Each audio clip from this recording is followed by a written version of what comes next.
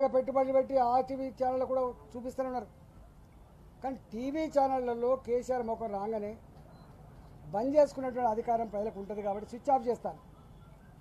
కానీ ఇక్కడ మాత్రం 33 కోట్ల రూపాయలు పెట్టి కేసీఆర్ ముఖం చూడడానికి ఇష్టపడని హైదరాబాద్ ప్రజానికాన్ని బలవంతంగా కేసీఆర్ ముఖం కనబట్టడానికి చేయడం అనేటువంటిది అత్యంత దుర్మార్గమైన పద్ధతి.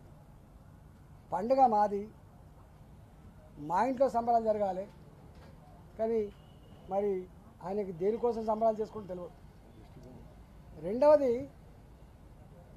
దేశవ్యాప్తంగా కూడా నిజంగానే ఆనాడు తెలంగాణ రాష్ట్రం వస్తే తెలంగాణ ప్రజల కోసమే ఆలోచిస్తా, తెలంగాణ ప్రజల కోసమే జీవిస్తా, నా పుట్టుకనే దానికోసం అని చెప్పినటువంటి కేసీఆర్ గారు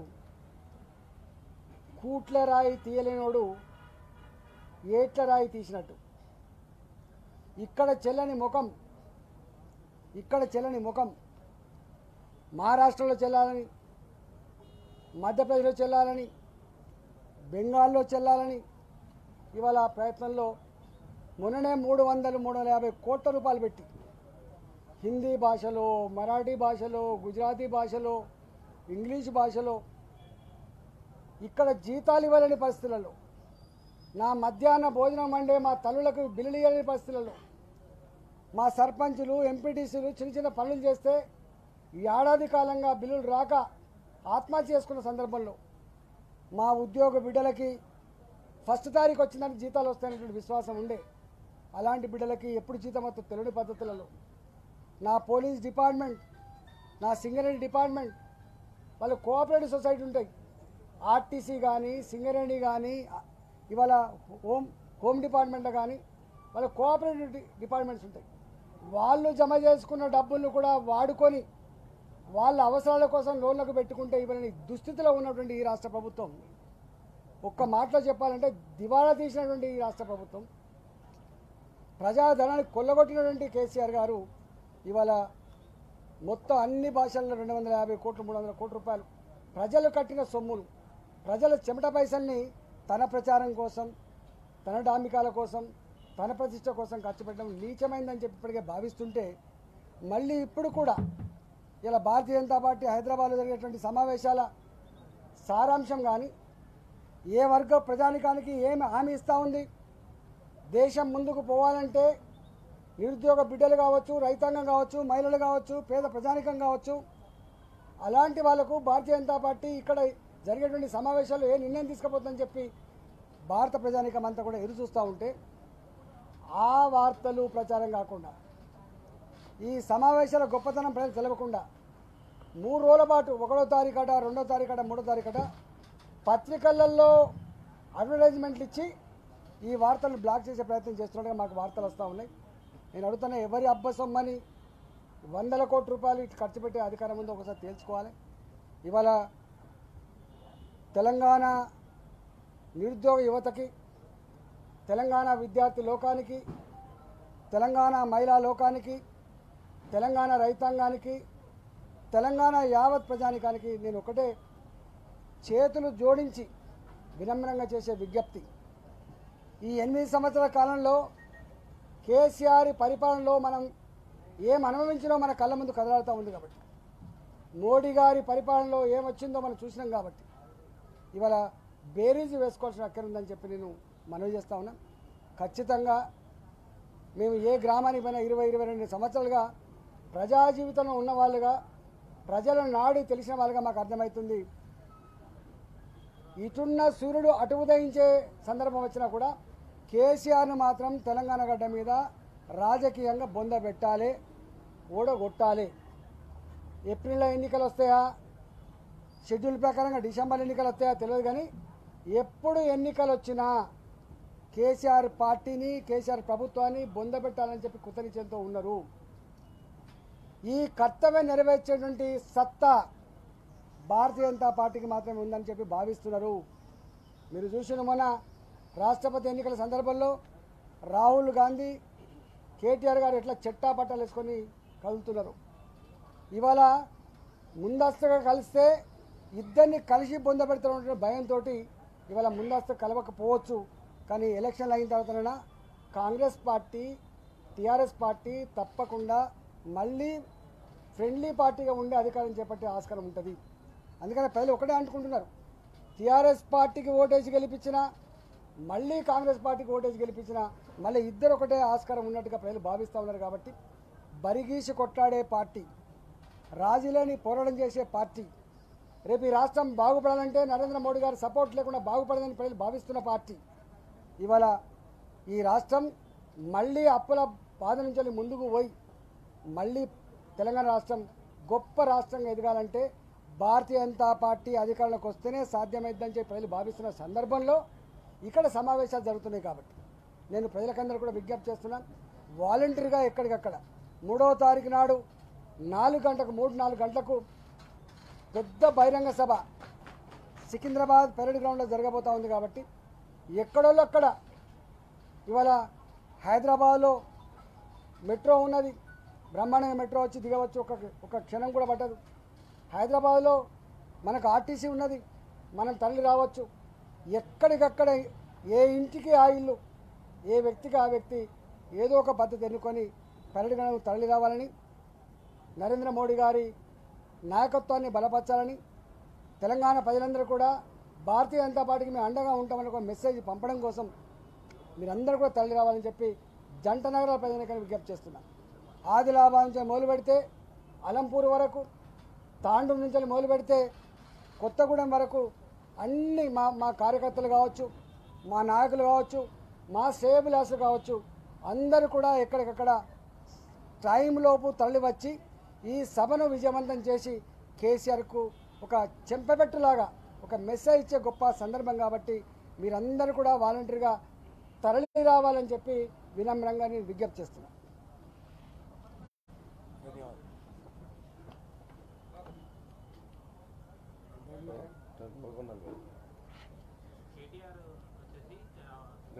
జాతీయ నేతలు వస్తారో ఛాయదాగి వెళ్ళండి, బిర్యానీ వెళ్ళండి, ఇక్కడ రాష్ట్ర దేశానికి పనులు పెడుతున్న రాష్ట్ర ప్రజలకు సల్యూట్ కొట్టిందని ఎవరు సల్యూట్ కొడతారో, ఎవరు ఛాయ్ తాగిపోతారో చరిత్ర చెప్తుంది.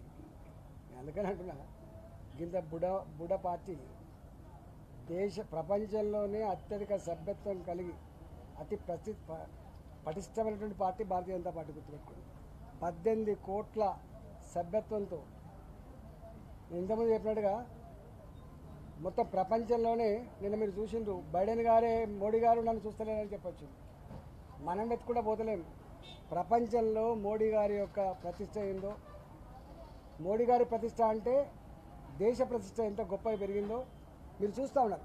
ఇప్పటికీ అనేక దేశాలకు, అది జర్మనీ కావచ్చు, అది ఫ్రాన్స్ కావచ్చు, అది ఇంగ్లాండ్ కావచ్చు, అది అమెరికా కావచ్చు, అది గల్ఫ్ దేశాలు కావచ్చు, ఏ దేశానికి పైన భారతీయ జనతా పార్టీ ప్రభుత్వం నరేంద్ర మోడీ గారి నాయకత్వంలో దేశ ప్రతిష్ట ఎంత గొప్పగా నిర్మింపజేసిందో తెలుస్తూ ఉంది. అందుకనే ఇక్కడ ఉండి బాయిలో కప్పల్లాగుండి ఇవాళ ఈ మాట్లాడడం అనేది ప్రజలు గమనిస్తున్నారు. రేవంత్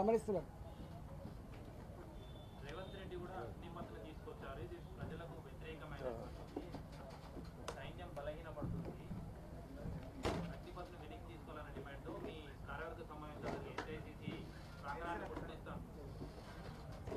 2 ఇష్యూస్ నేను ఇంతకుముందు కూడా ఒకసారి చెప్పిన, ఈ ఇష్యూ చాలా నేనే ప్రెస్ మీట్ పెట్టి చెప్పిన, ఎవరు చెప్పనప్పుడు నేను చెప్పిన. కరోనా సందర్భంలో ఆర్మీ రిక్రూట్స్ అంతా కూడా ఆగిపోయిన మాట వాస్తవం.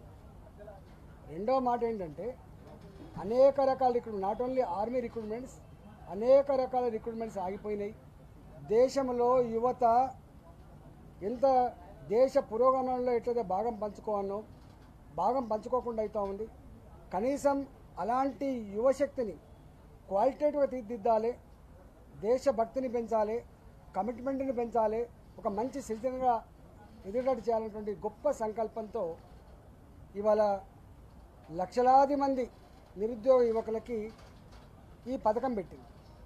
దీంట్లో క్లియర్గా చెప్పింది, ప్రతి సంవత్సరం ఏ రిక్రూట్మెంట్ అయితే జరుగుతుందో ఆ రిక్రూట్మెంట్ ఎక్కడ కూడా ఆగకుండా ఉండే పద్ధతిలో దీంట్లోకెళ్ళే ఎక్కువ కమిట్మెంట్, ఎక్కువ క్వాలిటీ ఉన్నటువంటి వాళ్ళని పర్మనెంట్గా తీసుకొని మిగతా 75% ఎవరైతే ఉన్నారో ఆ 75% మందిని పోలీస్ డిపార్ట్మెంట్ కావచ్చు, 23 ఏళ్ళకి కదా, 23 ఇయర్సే కాబట్టి 23 ఇయర్స్ తర్వాతనే రాష్ట్ర ప్రభుత్వ రిక్రూట్మెంట్స్ అయినా, దేశంలో ఉన్న రిక్రూట్మెంట్స్ అయినా, ప్రైవేట్ సెక్టర్లో ఉన్న రిక్రూట్మెంట్స్ అయినా కూడా గొప్పగా ఉండే ఆస్కారం ఉంటుంది. కాబట్టి మిలిటరీలో పనిచేసి వచ్చిన అంటే గొప్ప భావన గుండా ఉండే ఆస్కారం ఉంటుంది. కాబట్టి వాళ్ళకు ఈ పథకంలో మరింత వెసులుబాటు కలుగుతుంది, ఉద్యోగ అవకాశాలు పెరుగుతాయనే గొప్ప సంకల్పం తీసుకొచ్చినటువంటి పరిస్థితి.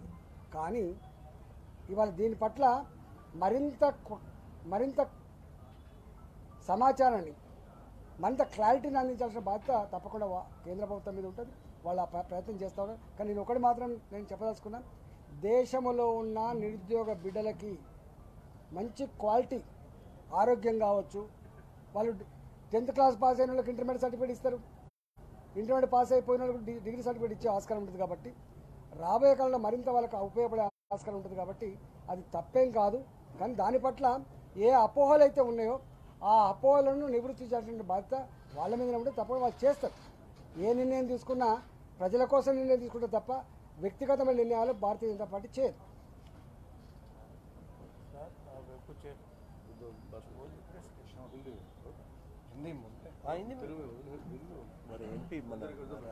हो गया सर ने परिचय दे रहा పరిచయ अलाहाबाद एमपी गारू, मैं अपना परिचय करा देता हूँ। मेरा नाम विनोद सोनकर है। मैं पार्टी का राष्ट्रीय मंत्री हूँ, दूसरी बार लोकसभा का सांसद हूँ, त्रिपुरा का प्रभारी हूँ। देश में एथिक्स कमेटी का मैं चेयरमैन हूँ और इस राष्ट्रीय कार्य समिति में भाग लेने के लिए मैं आया हुआ हूँ। जिस क्षेत्र में माननीय प्रधानमंत्री जी का आगमन हो रहा है वही विधानसभा 71 का मैं इंचार्ज बन के आया हूँ। निश्चित रूप से जिस प्रकार से देश के यशस्वी प्रधानमंत्री जी ने इस देश के गांव, गरीब, किसान, शोषित, पीड़ित के साथ बिना भेदभाव के सबका विकास किया है, उसके आधार पर हम कह सकते हैं कि तेलंगाना में होने वाले 2023 के चुनाव में भारतीय जनता पार्टी की पूर्ण बहुमत की सरकार बनेगी। जिस प्रकार से तेलंगाना गवर्नमेंट जिन वादों के साथ आई थी, उन्होंने वादा किया था कि हम प्रदेश का मुख्यमंत्री दलित बनाएंगे, अनुसूचित समाज का बनाएंगे, इन्होंने नहीं बनाया। इन्होंने वादा किया था पानी का मैनेजमेंट करेंगे, व्यवस्था करेंगे, उसमें उन्होंने काम नहीं किया। वित्त की बात की थी, आज हालत ये है कि पूरे देश में सबसे ज़्यादा कर्जदार प्रदेश अगर कोई है तो तेलंगाना है। 3,80,000 करोड़ से ज़्यादा का कर्जदार तेलंगाना आज है। तो इसका जिम्मेदार कौन है? किसानों को, दलितों से इन्होंने वादा किया था कि हम सभी जो अनुसूचित समाज के भूमिहीन हैं उनको 3 एकड़ भू हम किसान के कृषि कार्य के लिए देंगे, लेकिन इन्होंने 1 इंच भी जमीन नहीं दी। इन्होंने अनुसूचित समाज से वादा किया था कि 2 बेडरूम का घर बना के देंगे, उन्होंने नहीं दिया है। इसके अतिरिक्त जिस प्रकार से केंद्र की जो योजनाएं हैं उन योजनाओं को भी पूरी तरह से केसीआर गवर्नमेंट लागू नहीं कर रही है। पूरी तरह से भ्रष्टाचार में डूबी है, पूरी तरह से परिवारवाद में डूबी है। परिवार के 6 सदस्य आज पद पर हैं और तुष्टीकरण की सारी सीमा को इन्होंने पार किया है। जिस प्रकार से माइनॉरिटी के लिए अलग से इंडस्ट्रियल कॉरिडोर का प्रारूप रखा है वो दुर्भाग्यपूर्ण है। यह प्रयोग कोई पहली बार नहीं है। उत्तर प्रदेश के समाजवादी हो, बहुजन समाज पार्टी के लोग हों, ये सारे प्रयास करके देख लिए हैं और उसी का परिणाम है कि वहाँ की जनता ने उनको नकार दिया है। उसी आधार पे, उसके अनुभव पे मैं कह सकता हूँ कि तेलंगाना की जनता भी निश्चित रूप से केसीआर को पूरी तरह से नकार चुकी है। यह सरकार जनता का विश्वास खो चुकी है और जिस प्रकार से भारतीय जनता पार्टी के कार्यकर्ताओं में उत्साह है, मतदाता में उत्साह है, उसके आधार पर हम कह सकते हैं कि निश्चित रूप से 2023 में पूर्ण बहुमत और प्रचंड बहुमत की सरकार भारतीय जनता पार्टी की बनने जा रही है। धन्यवाद।